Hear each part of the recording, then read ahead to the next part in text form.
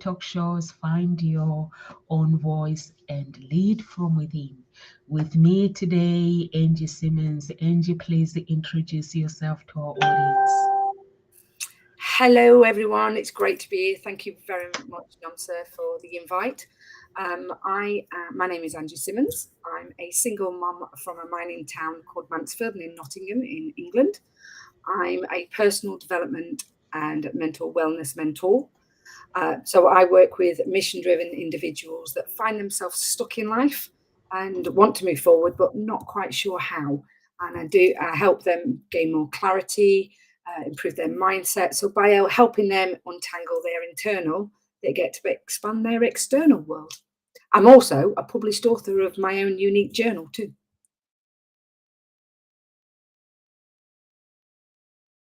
Can't hear you, Namsa. Okay, I've always do this. So thank you so much, Angie. So our topic today is how to walk through ugly times. I've got friends at the moment and family members who are going through tough times. Basically, they feel that everything is ugly in their lives, and that's why I've chosen this topic basically to actually to let them know that. If you believe and trust, everything is going to be okay, but it's not that easy.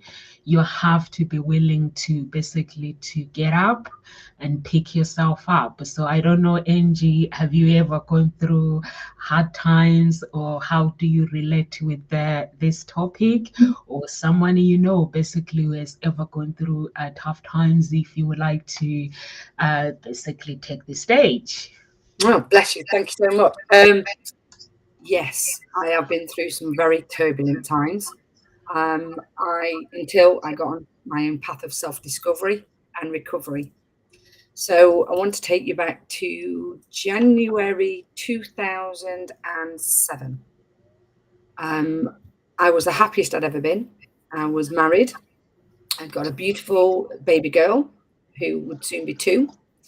I was at Nottingham Trent University to actually change my career path because I'd been in catering for 15 years, I think, something like that. But unfortunately, the hard work, it's not just hard work, it was the way I was treated. I ended up being signed off with work related stress and given the tablets for depression and anxiety. So I knew I had to change paths. I didn't know what because I left school with two qualifications in art. Who do I think I am going to university? But I've always loved animals, so I decided to follow my passion and want to work with animals. So that was where I was then. And then on the 17th of February 2007, a couple of months later, the day after my daughter's second birthday, my whole world fell apart. Um, I'd just gotten home from a walk downtown with my daughter Summer, and I was really shocked to see Conrad, my husband, at home. He wasn't supposed to be at home. He was supposed to be out for a motorbike ride with my younger brother. I say my younger brother, I have three siblings, but Tony was not just my brother, but he was my best friend. And I'd lived down south for quite a few years, actually. And, as siblings, we all fall out. And we did until I decided to go down south at the age of 19. And then we became really, really close. When I met his best friend, Conrad, I decided I wanted to come home. But what I did come home with was a motorbike. And my brother Tony wasn't very impressed in his sister having a motorbike, and he wasn't having one. So he decided that that's what he was going to do. And every time I upgraded my motorbike, he upgraded his. He was very competitive. We were both very competitive, to be fair. I think that was part of our makeup, our relationship. If I told him I could do something in 5 seconds, he'd do it in three. So, as I say, I was really shocked to see Conrad here at home. And I'm not sure if anybody's ever had that feeling in their stomach, the pit of the stomach, which we turn around and say we call it gut instincts. But what it is, it's actually your gut brain. We've got the brain, obviously, that's in our head. And unfortunately, it tells us a lot of lies. And sometimes it doesn't listen. Whereas the gut brain, I found through experience, to listen to it, because it's never been wrong. So I was anxious, I was pacing, something did not feel right. And within an hour, my fears were concerned. I can still remember the scream as I slid down the washing machine. And every time I hear that scream from another person on TV, on radio, anywhere, when I hear that painful scream, it takes me right back to the 17th of February 2007. And yeah, it was a very, very dark time for me, because, as I say, it was me that introduced him to motorbikes. I blamed myself, but unfortunately for me, other people did too. And this is when I added alcohol to the tablets that I was already taking, from the breakdown that I was having, that I'd had, sorry. And with disastrous results, to be honest, because on Boxing Day 2009, my husband left too. So this left me single mum, devastated, that's when I smashed the self-destruct button. I was going out spending money that I hadn't got. I was partying at every opportunity. I was doing all the wrong things to help me, like binge watching TV, drinking, all that sort of stuff. And it's because I didn't know any better at the time. But what I have found is, when you're in those dark times and you're constantly telling yourself that you're in dark times, what thoughts you put out is what you get back.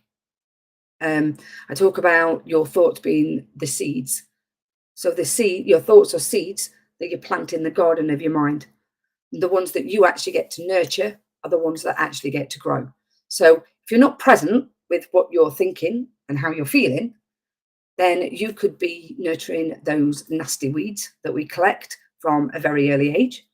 Those that you can't do this, you can't do that, and all these limiting beliefs that we pick up, not from just an early age, but from the TV, the radio, all the negativity out there. So yeah, if you're not present and mindful with your thoughts, you could be nurturing a negative a weed rather than a flower.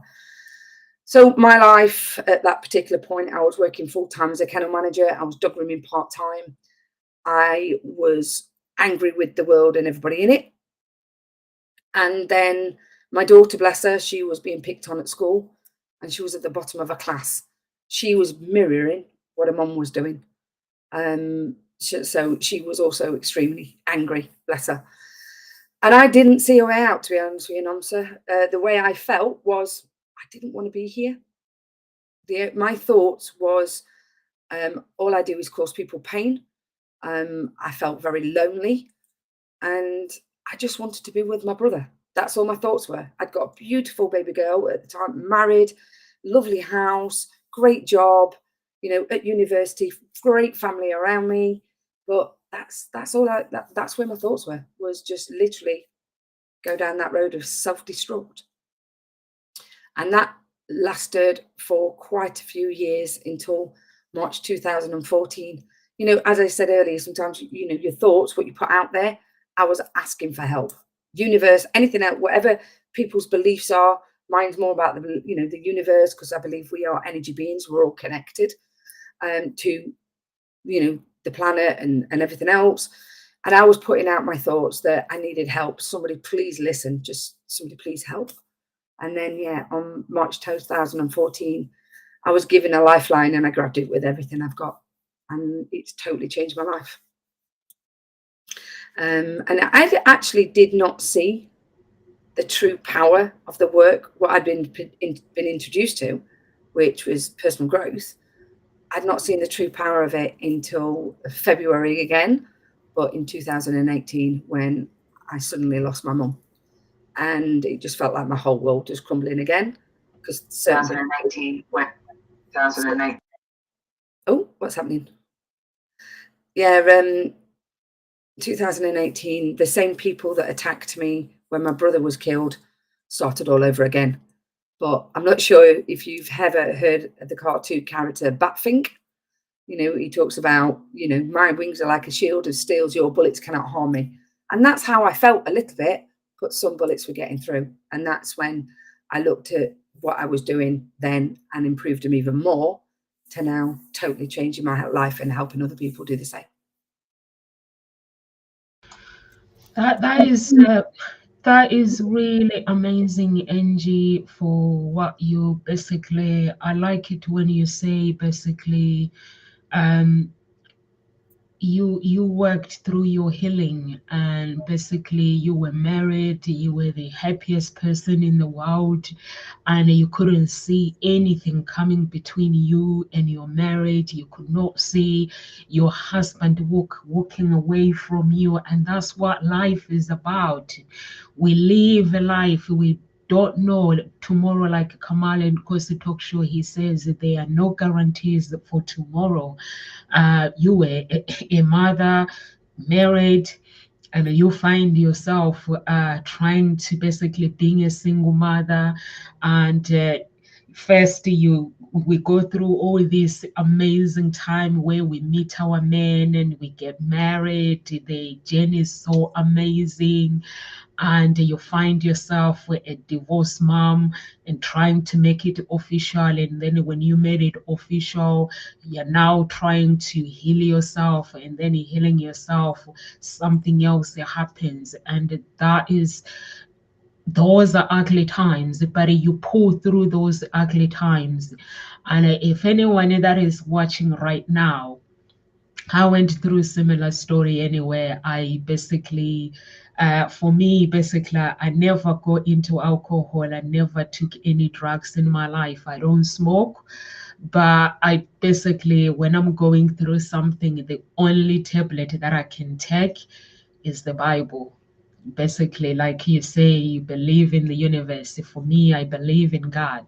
God created the universe and stuff. So I believe in God, and I believe that when you are going through something, you hold on to your beliefs, and that breakthrough, it comes through when you hold on to what you believe in and not letting go or start making things wrong or trying to make things wrong. And I didn't hear you actually talking about I blamed myself and things like that.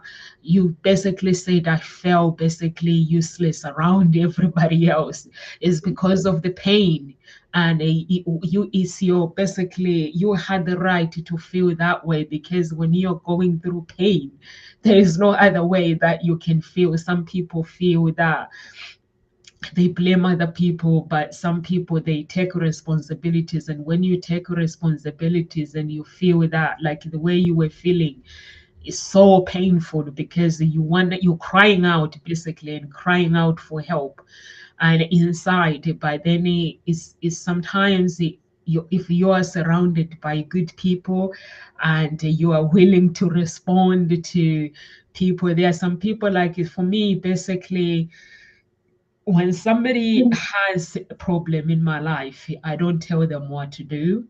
I let them know that I'm there. If they need to scream or if they need to shout, I'm there. Even if they call me, I will listen to whatever they're going through.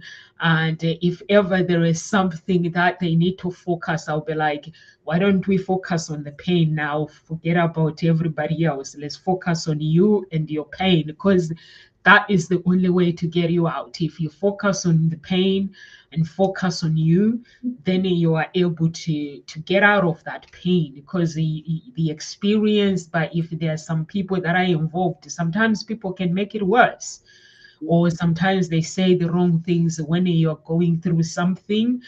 And so I always say to my friends, focus on what you're going through. Forget about what's been said to you that is hurting you, because that is putting another pain on top of what is going on. So I'm like, I'm here if you want to scream. I'm here if you are basically, you want me to listen to whatever is going on. And it's like it's a journey. Like when you watch someone, they're going through this pain, you are there for them. You're not telling them what to do, but you are there, you're supporting them, and you find that the healing process, when they are actually healed, and sometimes we laugh about it. I'm like, do you remember those times when you were going bonkers, and when you were going, my friend is like, no. So I'm like, yeah, that you were going bonkers basically. So it's just you pull through it. You do. Basically. It's like you said, you've got to be with your thoughts. Yeah. for some reason we think, and what I was doing with the alcohol, the party, and the spending money, I was going external instead of internal, because Yeah. that's where they, you know, and it is painful when you're in that place, Yeah. when you've got to feel it, but you gain more clarity and you heal a lot quicker by getting inside and really being with yourself, giving yourself that great big hug and saying, it's okay. It's okay. It's okay to not be okay. Yeah. So yeah, I totally agree with you. It's all about being with your thoughts and being with yourself.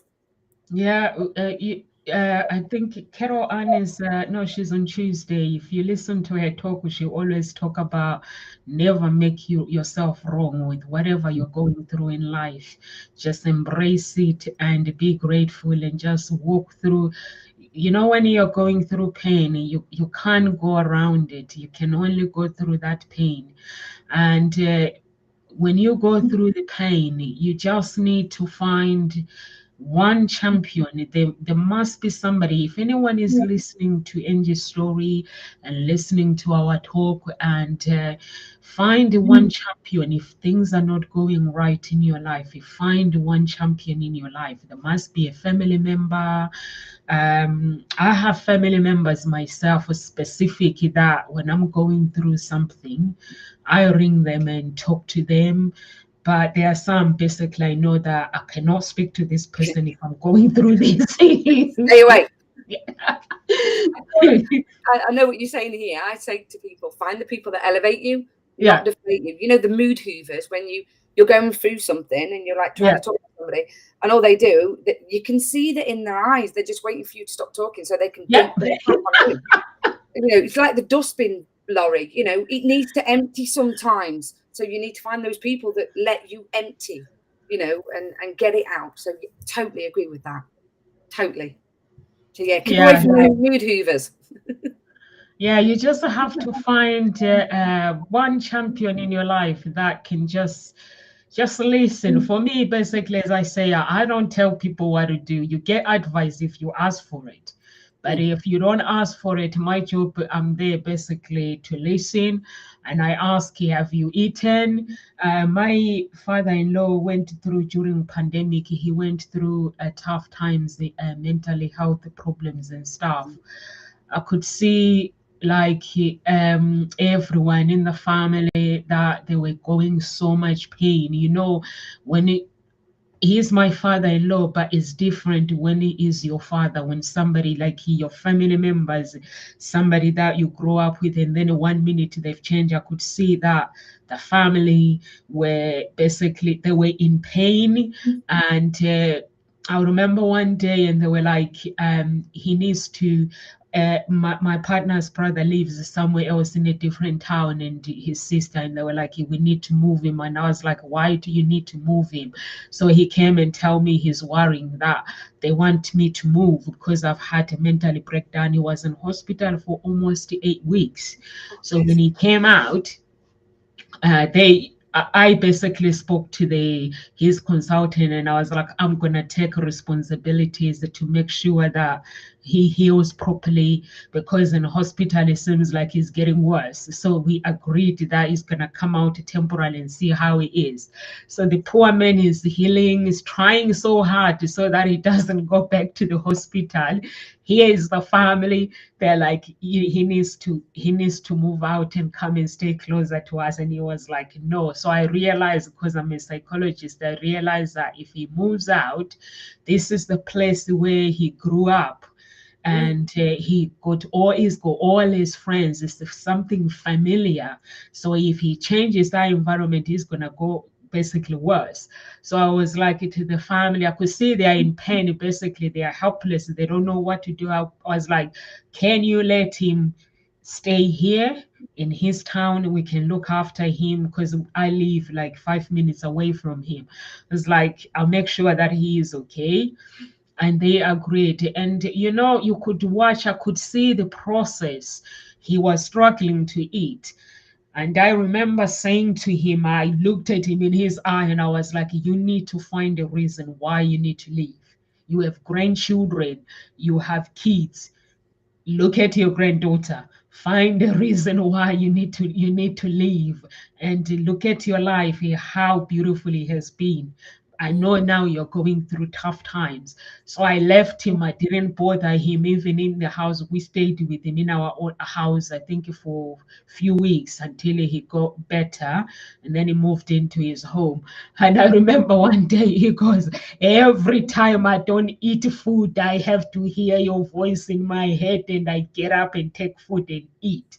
So I was like, good, it's working then. And then you could see somebody when you are there with people that are there to help you heal and not telling you what to do and stuff.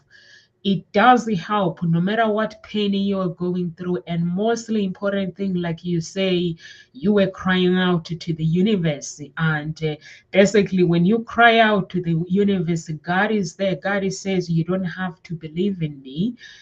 If he sees that you need help, he can heal you. If you cry out for help, if what is in your heart is to get help, the help is always there.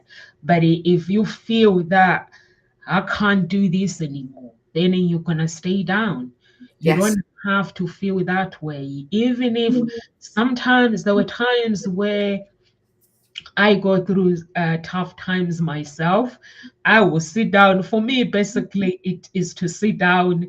I basically sit down when things are going really crazy, ugly.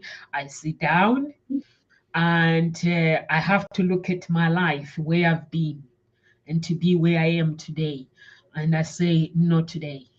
This is not the day where I'm going to stay down. I'm going to stay up as long I can, even if your health is not going well. I've got somebody, my coach, his wife is in hospital, and she's been in hospital, I think, over a week.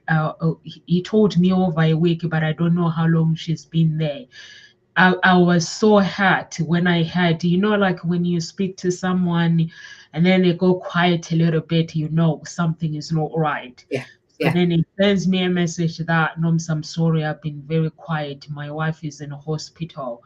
I was really, really hurt within that. How can life be so beautiful? And then 1 second has been turned upside down. But then I said, God, whatever it is going on, I know you can change things within a second. So I'm not gonna lose hope that things can be changed. The healing, she can have healing. I just have to pray and just have to have that faith that she's gonna be okay. And Yeah. I hope that he is gonna be okay, because when somebody else is not well that you love, that you need to hold on to that faith. And I know he believes in God. And I hope that he still believes. Like you were saying, your brother was killed. I have a friend who basically his son was killed.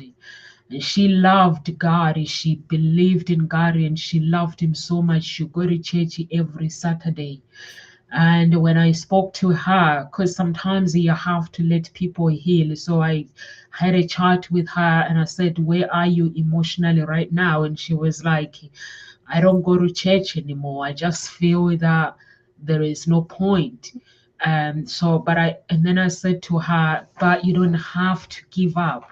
Sometimes things happen in our lives because his son was in the wrong place, was at home. Somebody wanted to come and steal, and then it turns out that he was sleeping there, and he woke up. Basically, he got killed. So that means sometimes I said to her, I don't think it's God's fault that you need to hold on, because you still have other two children. So Mm. um, you can't blame yourself for that. So sometimes people blame themselves for whatever goes wrong in life, but no one Yeah. knows what's gonna happen. No one knows. There No. are no guarantees for the future.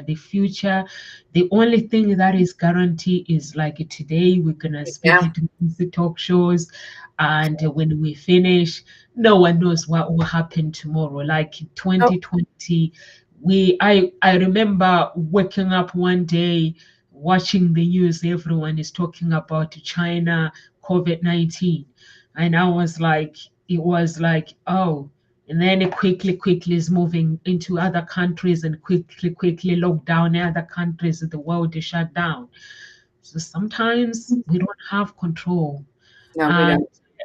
I know, Angie, I have actually a few people that I know that their families, they have family members that were killed. If they are watching right now, what advice can you give them to actually get through the pain? Because when somebody gets taken away from you, it can feel that your world has been turned upside down. It can feel that your life has been, part of your life has been stripped away from you. So, what advice can you give someone to go on if they are going through those tough times? I do have, basically, I don't know if you know Eunice's son. He's one of the coaches. He's everywhere anyway. Everybody knows him. I don't know if you know him. His son was killed. And I think a few months ago, they had a court case, and he wasn't in a good place. So if anyone is watching right now, you've gone through it, Yeah. and you've experienced the pain. You have gone through the pain and climbed the mountain and find the other side of healing. So what Absolutely. advice can you give them? So, you know, when you mentioned earlier about tough times, the way I see life sometimes is like the seasons of the planet. You know, the planet has to rest, which is winter, and then you'll always get spring afterwards. And sometimes when we're going through that situation, that when somebody's just been killed and taken away from you, you're right. It's like somebody's just taken part of your life. You feel empty. You feel like there's nothing to live for. But then when you actually sit down and get quiet with yourself, you can see all the other people that are in the same state, and you all need to be together, and you all need to share how you're feeling. One of the things I struggled with was reaching out for help. I know I said I was shouting for help. I was internally. I wasn't asking for help for people. And I think that's that stigma, that there's a big stigma still of, you talk about your feelings, you're weak. Oh, what was the other one? So you're weak, and you're, you know, you're a drama queen, or all that sort of stuff that gets thrown around. It's not. You're not weak at all. Asking for help, in fact, takes tremendous courage, which is what I've learned over the past few years. Obviously, I now ask for help. If I'm struggling, that's the first thing I do, is I will pick up the phone, and speak to somebody that I know will listen and just allow me to get my feelings out. So my first tip is to reach out and speak to somebody, even if you don't want to, because I know how hard that can be. The other one is obviously look around at the people that you've got. Like my mum, bless her, she had, I said I was brought up, there was four of us, and obviously Tony had been killed, but there was three left. And when my mum passed away, I found suicide notes. So even my mum nearly did it. She didn't, thankfully, she didn't. But it's that knowing that there's other people around you, and that one of the things for me, I told myself that my daughter would be better off without me. Oh, she's only 2. She'll not miss me. She'll never remember me. But not her. Of course it would have done. That would have affected her now. She's now 17. And that could have really affected her. Thankfully, I didn't go ahead. So my first, like, reach out, think about the other people. But the other one, it is the hardest. Don't get busy. Don't get busy doing things to take your mind off how you're feeling. Be with those thoughts and journal them. You'll be amazed. The power of journaling is just, the science behind it is just phenomenal. It helps people gain more clarity, helps with emotional well-being, mental health, really helps with mental health. It helps with grief. So get those thoughts out your head, because one of the things we do when we've got something going off in our lives, it just goes round and round and round and round and round and round, and it doesn't stop. Unfortunately, we then go to bed ruminating all over those thoughts, and we need our sleep for the body and the mind to heal and repair, to get rid of the toxins that, the weeds that we've got. So if you're not writing those thoughts down, you will carry on ruminating. Or if you're not talking to somebody, ruminating. So if there's a therapist or a friend like yourself, Namsa, that has been there, that understands how it all works, reach out and speak to those. That is my biggest top tip. Yeah, I agree with you. Journaling, it does help a lot. Because when you're journaling, you're basically, and being in the present moment, it does help a lot. When you are journaling, basically you're confronting your feelings. Basically, it's a self-awareness of what you're feeling and what you're going through. I love journaling and I love writing things down. I think everywhere I have papers everywhere. Yeah, And yesterday, my spouse was saying, why every door has a note? I was like, no, it's just 2 doors. So when I'm journaling, like if I think of something that is powerful for my children and not for my children, I stick it on that door, because I know that if this thing like has helped me to be the person that I am today, if I write 2 sentences, I know they'll pretend as they're not seeing it, but they're reading it, and it will help them in the future. So I just put a note in my children's room, and then in their rooms, bedrooms, and in my room as well. And he goes, oh, why are there stickers in the thing? I was like, don't worry about it. You need to read the message.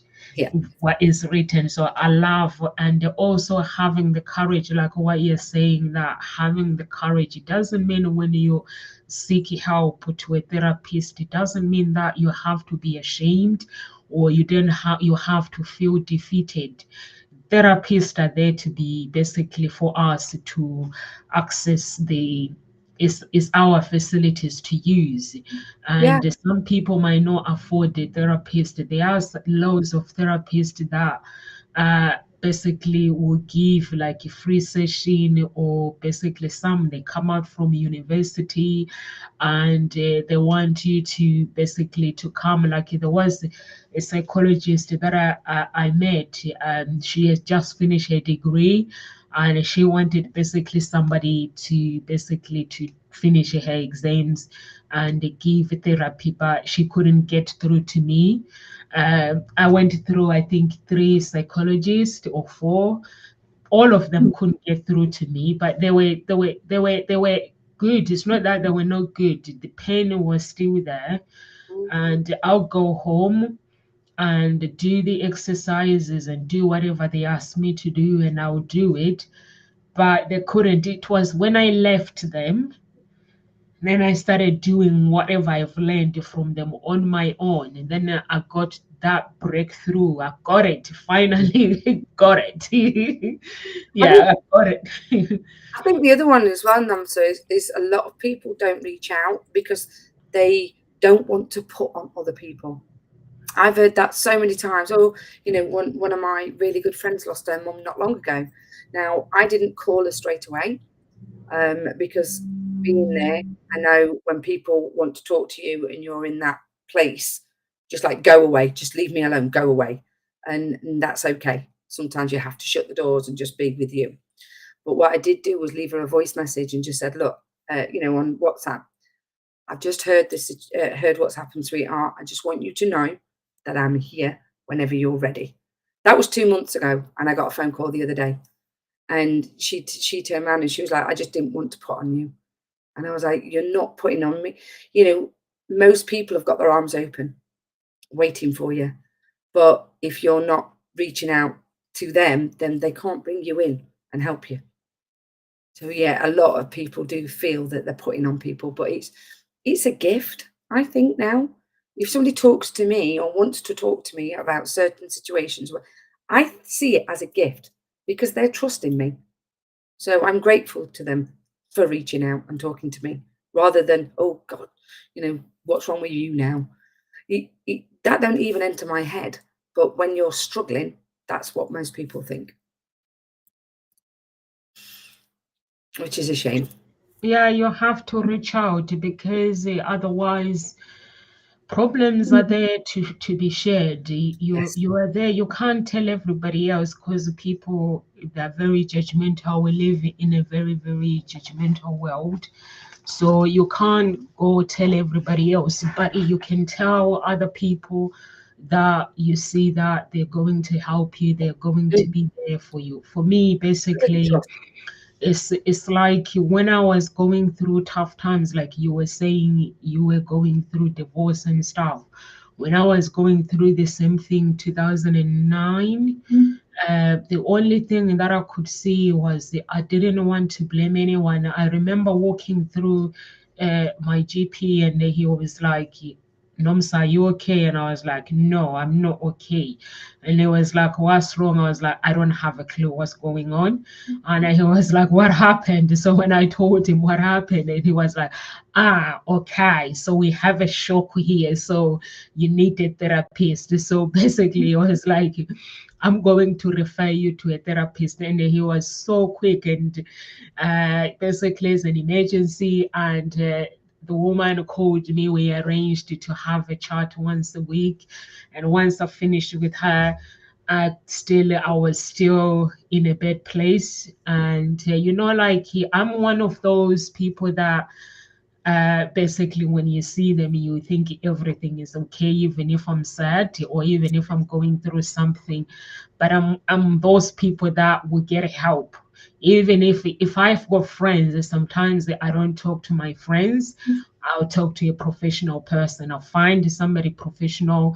And just like when I meet my friends, everything is okay. But once I get, because what I avoid is people make things worse. When you tell them your problems, there are some people that will support you the right way, but some people will make things worse by feeling sorry for you.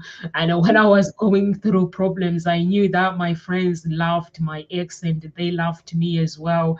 And they're going to be taking side and it's all going to get messy. So I was like, seeking help to a therapist, and I couldn't get the help that I needed with the first person. And then I went to the second person, and then the third person. And then after I actually got it, I kept doing the exercises that they gave me, like healing through and praying and just getting up every single day, not pretending that everything was okay.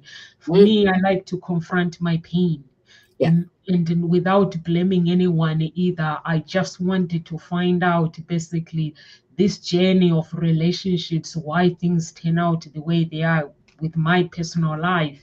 And I took a degree in psychology. It was very, very fascinating story. And sometimes I remember, sometimes I'll be writing my assignment and I'll be laughing my head off. And I'm like, it's like I'm writing for myself. Or if I'm reading a book, it's like I'm reading it to myself. I'm like, this is me. It's like, this is who I used to be.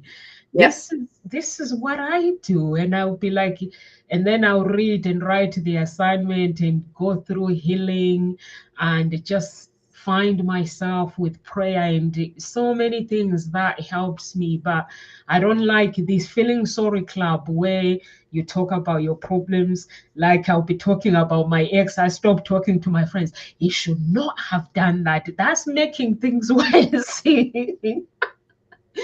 Because at the moment when you're telling somebody, you don't want them to take side. You just want them to listen. Yeah, when you tell somebody a problem, you want them to listen. You don't want them to say this and this and that. So I just had to find a professional and just get the help. But some people, they are ashamed of getting help. Yeah, and you mentioned obviously the therapist and stuff, because like you, I was, I think it's 6 weeks. You get to speak to somebody for 6 weeks. And that because I felt that I couldn't talk to my friends and family, because obviously everybody around me was affected when Tony was killed. And the therapy bit, when I got the 6 weeks, and I just thought, I need more. And that's one of the things there. I knew I needed more. So I invested in myself. Yeah. People are like, what, you paid for therapy? What, I don't deserve that? I do. And it was that therapy that enabled me to build relationships that I never thought possible. So it's a great thing, you know, having that therapist to sit there and listen to you, for sure. And yeah, I love it. You've mentioned a couple of times not blaming. Oh my days, I was a blamer at the time. It was everybody in the world. Everybody else had done anything wrong. And then what I've learned is when you're pointing your finger at somebody else, there's always three pointing back. And when I actually looked at that, ooh, and that's hard to take on board sometimes. But when you look at situations, obviously, if somebody's been killed and, you know, he's nothing to do with you, and that's fair enough. But when we have arguments or something, you know, like a relationship breakup, it takes two to tango. But sometimes, well, it's all his fault. He's left me. He's done this. Actually, like with my ex-husband, I blamed him originally. It was his fault. And then I thought, well, actually, looking back, I didn't want to be here. I didn't want to be in the same room as myself. So I'm not surprised, you know. So, you know, he was one of those. And the other one that I've heard quite a few times, people come into your life for a reason or a season, a lesson or a blessing. So when a situation happens, look at it, you know, is that person good for me? Do they need to leave my life? Or am I supposed to be learning something from this? And when you're doing that inner growth, that inner work and finding out the answers, that's when things change. For sure. Yeah, change is good, but it's amazing how we look back and we're like laughing and how we used to be. And when you invest on yourself, for me, it was like, oh yeah, I took Paul McKenna's program, right? And everything was fine. And I think something happened, or my grandmother died, because I'm very, very close to my family. I'm basically someone that I'm basically proud of my bloodline. Basically, I get close to my family, and I basically don't fight my family. If my family go cuckoo, it's not that they're always awesome. When they go crazy, I'm out. And I let them go into their crazy land. Yeah. And when they want me, they'll let me know that, okay, now I'm feeling okay. So they know that I always let them be. And if someone is going bonkers, you let people be. So my family knows that I love my family very, very much. So I think something triggered my grandmother, because when my parents divorced, my grandmother was the woman that she was 60 and she didn't work, and my dad worked, my mom worked. So she was there as a mother, basically to pick up the pieces. You know, parents get married, they are young, things get messy. And my grandmother was there to pick up the pieces. So she was like my mother too, as well, because she looked after my dad. My dad was her only child as well. So you could see that she was like looking after everybody, making sure we are okay. And then now she's gone. So I think something triggered. And then I went down again. I didn't go to depression or I didn't go anything. I was very, very lucky because I stay in the present moment. Whenever I'm going through something or going through pain, I make sure that I stay in the present moment. I will find a song with a very, very powerful lyrics. I'll find a gospel song basically with a very, very powerful lyrics. And the next thing that helps me is to read the Bible and just find the scripture that I'm gonna read it and makes me feel better. And also I just pray and just ask God to actually just to help me hold my hands, because there's some fights that I can't do it on my own. And so I do that sometimes and use my beliefs. And when you do use your beliefs, and then I find a champion, I have my grandmother basically on my mother's side that he is alive, and she is basically everything to me. And I have my uncles, I've got loads of uncles. So whenever I've got problems, I always talk to people. Sometimes my family think I'm annoying, but I've set up a group as well. So sometimes, you know, like in our African culture, and I've realized with the British culture as well, they like sweeping things in the carpet when they have problems. They think that stiff upper lip, they call it in England.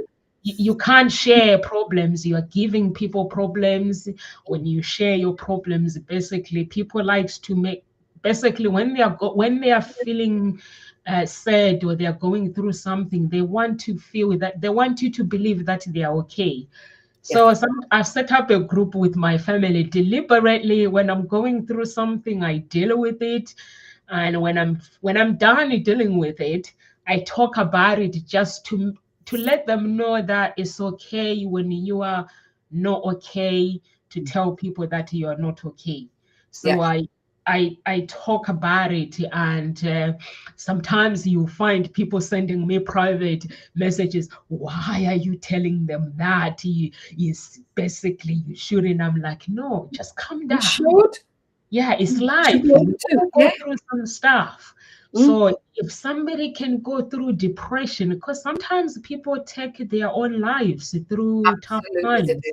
I have a friend that took her own life during lockdown, and it's not a joke. People do take, because she couldn't take divorce, and she was going through. She basically, her husband had been married for a very long time, since they left school, and they are very, very successful, and the marriage fell apart. I was her friend, she couldn't tell me, and that's how I felt bad, that set up my family's group, that when I have a problem, I'll deal with my problems, and not people like, because I'm in the UK, they're in Africa, like they'll be seeing my beautiful pictures on Facebook, but they need to know that I'm still human. I still get problems as a Yeah. human being. So when Everybody I, does. yeah, because people like they I don't know how you feel. Like, I don't feel comfortable with people that want me to believe that their life is always rosy, beautiful, nothing That's ever just goes wrong. So false, I, isn't I it? don't, yeah, I don't like that. For No, me, me neither. basically, life is a battle. Life is beautiful. Yeah. And sometimes when I put pictures on Facebook with my spouse and my children, I have to fight to get their attention. Let's take pictures for memories. I have to Yeah. explain, and I have to explain to my spouse how important it is for children to have to see the pictures when we are old, and to have a look at them. And Yeah. by the time I take that beautiful shot and they put it on Facebook, and everyone is goes, "Oh, what a beautiful couple!" They don't know what I had don't gone know on. what's been going off the past 10 minutes. Just stand Yes, still. yeah. So I don't. I like people to see the beautiful stuff, but at the same time, I like them to know that I'm human, and I still have problems. I still have to go through challenges in life, Yeah. and my family are getting used to it now, because we are from Africa, and everything has to be. You have to impress. So I'm like, where does it say in the Bible that It does everything not in say. life is good? I'm like, no, we No. have to live, we have to keep it real. So I'm like, Absolutely. yeah, You know, keep it, like you mentioned earlier, well, I always go down the nature route because it just yeah, helps me with processing. There's light and there's dark, law of polarity, there's negative, there's positive. yeah, It's not all, sometimes, you're in flow and you're happy and everything really good's happening, and then all of a sudden, poof, and you're in the negative bit, and then you're like, "Ooh," and it stays negative. You've got to find that happy medium. yeah, Yeah, it's amazing. we've just figured this out. Well, not just figured it out, but like with the sun, we've just had some beautiful weather. Yeah, Fantastic. The plants are dying. We need rain. We need nighttime because none of us will carry on if it was sunlight all the time. So it's the law of polarity of life. It's negative, it's positive. It is yes. what it is, just like you said, be present. Yeah, you got to be in the Yeah, present moment, and you've got to keep it real as well, because if yeah. you don't keep it real, I basically, when I was going through with my ex, basically I think at the time he kept saying, like sometimes, because he had his own business, sometimes we'll go through challenging times, business goes quiet, and then it picks up, and then it goes quiet, and things like that. And he will start worrying about things like maintaining the lifestyle. So I'm like, we have to have the lifestyle if the time allows us to have, the season allows us to have that lifestyle where we can go and get whatever we want. But Yep. when we don't get that moment, we still have to be grateful of not having that moment, but still having the life that we want, because somebody out there does not have this life. So he'll be like, you don't take life very serious. So I'll be like, what do you want me to do? I actually take life very serious, because you have to be grateful. When it comes to life, you have to be grateful for what you have, even if things are not going the way you want. For me, basically, there were times where sometimes I look at my life and I'm like, this is not where I need to be. But I'm here right now in this moment. So I'll be like looking at my life where God has pulled me through, and I'll be praying and just being grateful that somebody else lost their lives, but I'm still breathing. I am still, I have got water, I've got food. What else can I ask for? And I just have to go on until I get my breakthrough. Because, like you say, uh, right now we have hot weather. That means that somebody else is suffering from that hot weather, which is the plant. It's Yep. really, really hot. So we can't, there are some things that in life we can control. There are some things that we can't. And for me, basically, like, if someone is watching right now and they are going through tough times, is gratitude is very important. And most of all, uh, sickness, if somebody is sick, healing is the most important thing. The energy we need to bring, the energy that Mhm. can help you with the healing, and eating health. And when you eat healthy, sometimes like you find that when somebody goes through something in the family, and the whole family shuts down because they they get scared, or the fear, or basically that sadness of the life-changing situation. But I find that though the fighters, basically they get healing. I've watched my father-in-law fighting from he was down there, and I watched him step by step, basically healing himself, working really hard, trying to basically to find something to live for. And I think you get a breakthrough and you get a healing if you basically hold on to something that is important in your life, Mm. and which is your beliefs. Normally is beliefs. Whatever, if it is the universe, just cry out, Yeah. and the I love, universe, oh I love God, how you mentioned the gratitude, though, Nam. So many yeah, people do not understand the power of gratitude. You know, it's one of the most love is the powerfulest energy that we've got. So when we're in that dark space, I love how you brought that up. It's just looking around your life and looking at what all the goodness that you've got. You know, are you opening your eyes? Can you see? Some people can't see. Can you hear? Can you taste? Can you smell? Can you touch? You know, all these things that we've got. And yet sometimes we just forget about all the beautiful things that we've got in our life, and people, by the way, not just things. But yeah, I'm glad you brought up gratitude, because it is so powerful. yeah, it is very, very powerful. Gratitude. Um I remember one day I basically, my dad taught me, basically my dad loves writing. He used to write, journaling, he used to write everything. Even when he died, the most thing that I find it very fascinating was his diary. He was really writing the details about family members and stuff. It was very, very fascinating. And I love writing, and I love collecting history, Mm. and I love connecting with people as well. And when life doesn't go your way, find something to hold on to when the world is crumbling down. So what can you hold on to? Some people might, there are times where like people say that sometimes they look at me and they're like, she's always smiling. I'm always smiling because I know that I cannot tell somebody to stay strong. For me, basically, it's like if you want to cry, Get just it cry, out. let it all out. Get it out. There's no such thing as just stay strong, is stay focused and Yeah. cry, scream in front of the mirror. For me, when I'm sad, I scream. Yeah. I cry, I let it all out. And if I need to speak, there are times where sometimes I put a quote. When I have a problem on my table, I put the problem into quote. And I'm like, Wow. God, I love this that. is the problem. See, And with yeah, me, I love to explain to people, like you saying about crying and letting it out. yeah, We are water. yeah, And I turn around to somebody and says, right, I want to give you a bottle of pop. yeah, They're like, yeah, and I want you to shake it with yeah, all your might, shake it. They're like, yeah, yeah. I says, I just want you to keep shaking it. They're shaking it. I says, right, I want you to take the lid off. And they were like, yeah. what?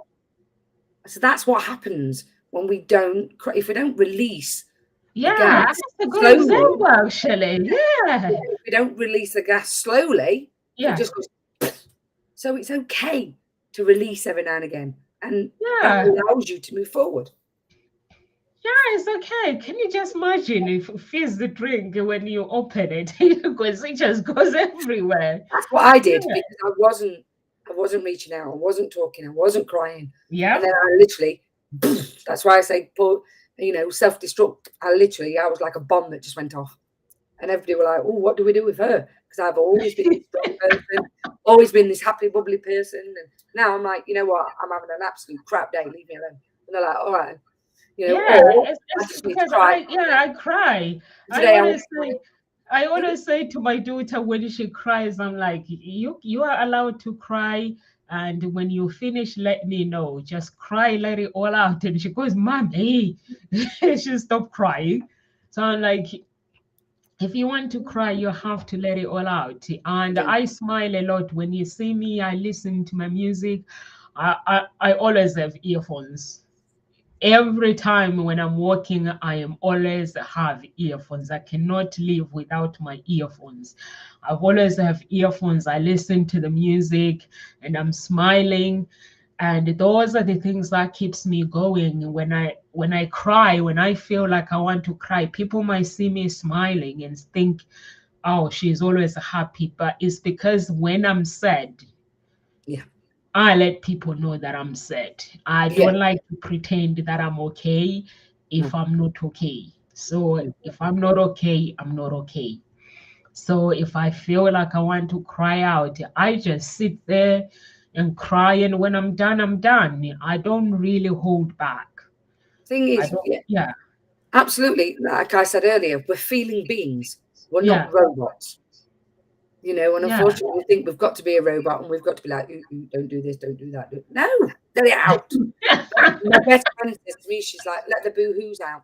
It is such a fantastic release mechanism.